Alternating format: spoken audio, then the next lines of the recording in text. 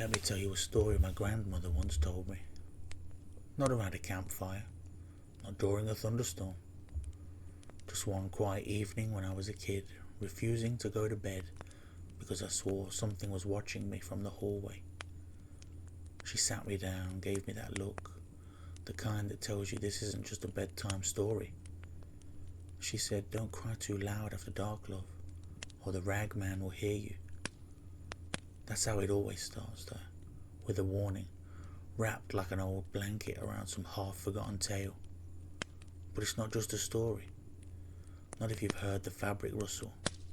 Not if you've seen the shadow that doesn't move like a person should. The first time I ever saw him, I was 7. I used to scream myself awake from night terrors. Horrible ones. Fire, drowning, teeth falling out. The kind that wrapped around your chest like a vice. My mum said it was stress. My dad told me to toughen up. But my gran, she just got quiet.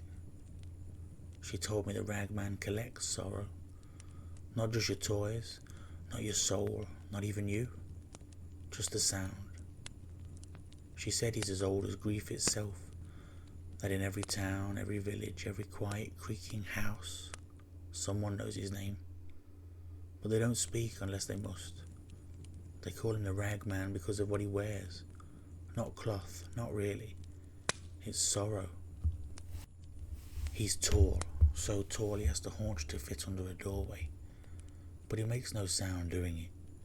His body is wrapped in layers of rags. Some burlap, some silk, some oilskin. Stitched together like a patchwork shroud. But the rags aren't just old clothes. They're remnants. Each scrap is a story, a weeping lullaby, a mother's sob, a child's final scream. And they whisper when he moves. You'll hear them long before you see him, like rag against rag, dry leaves rustling.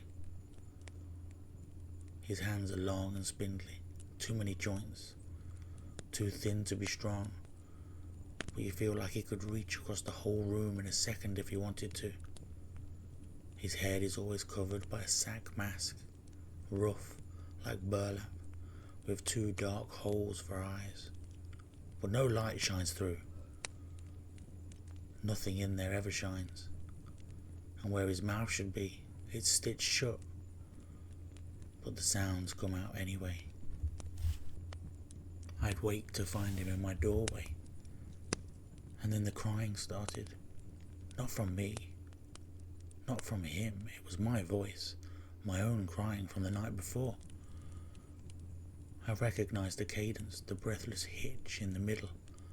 A perfect echo but distant. Like it was coming from under the floorboards or through layers of wet cloth. I couldn't scream, couldn't even move. It was like he was sat there on my chest even though he never came near. He just watched with those 2 pits where eyes should be, drinking me in. And then he turned and left. I told my parents. They said I was dreaming, but Gran looked me dead in the eyes and says, "You'll be quiet from now on, won't you?" Oh, I was. Years passed, no Ragman, no night terrors, until I had a kid of my own. We moved into a quiet house on the edge of town, nothing fancy, big enough to raise a family, old enough to creak at night. Our son started crying, not loud, not at first, but it got worse. He'd wake up screaming, pointing at nothing, whispering about the man made out of coats. My blood went cold. I stayed up. I waited. And I heard it. That whispery rustle, the drag of stitched sorrow across wooden floorboards. I rushed to his room. Nothing. No shadow, no man. Until I saw the window. It was shut. Locked from the inside, but condensation had drawn long streaks across the glass, like fingers, long, thin fingers. I started researching, digging into old folklore, local legends, anything, and I found mentions, barely whispers, of a figure called the Ragman, but not always by that name. In 1830's Scottish diary, he took the weeping with him, wore it like war medals.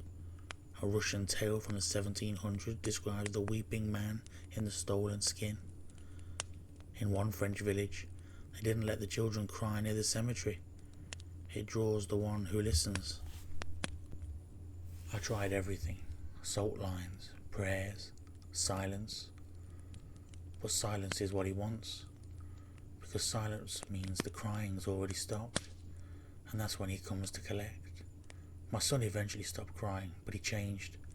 Something in his face, not scared, just drained. Like the noise had been pulled out of him. One night I heard him humming. Not a lullaby I'd taught him. Something low, drawn out. And I recognised it. It was my gran, her voice. From the night she passed away, when she thought no one could hear her crying in the other room. The Ragman had that sound now, and he was passing it on. There's something else you need to know.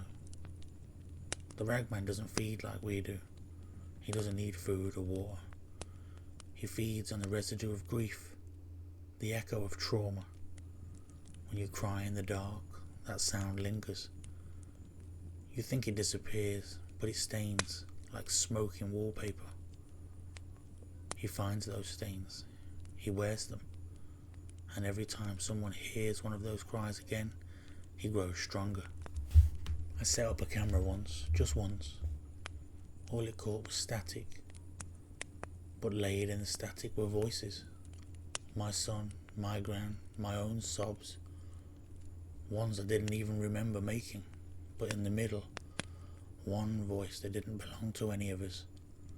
Low, scratchy, like dry cloth dragged across a coffin lid. And it said, "Don't stop. I'm listening." We don't cry anymore. We can't.